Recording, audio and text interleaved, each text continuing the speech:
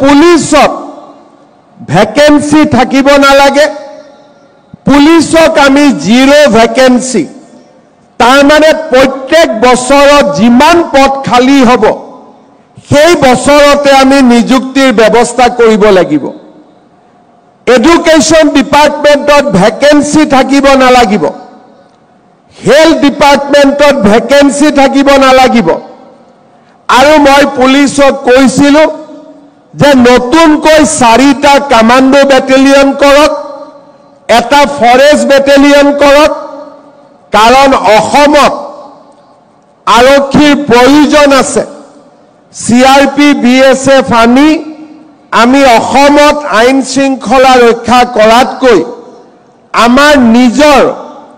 লৰা ছোৱালীক আমি পুলিচত লৈ যাম আৰু তেওঁলোকৰ জৰিয়তে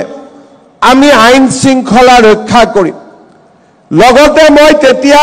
ডিজিপি কৈছিলো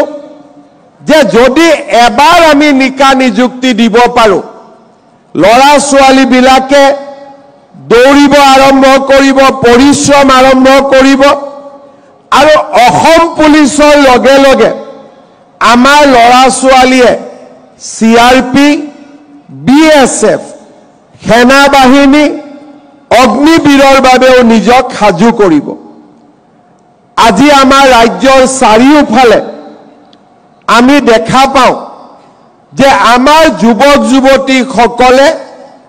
পৰিশ্ৰম কৰিছে কোনোবাই অসম পুলিচত গৈছে কোনোবাই সিআৰপিত গৈছে কোনোবাই সিআইএসএফত গৈছে আৰু লাহে লাহে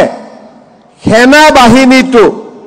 আমাৰ জোৱানৰ সংখ্যা বৃদ্ধি হৈছে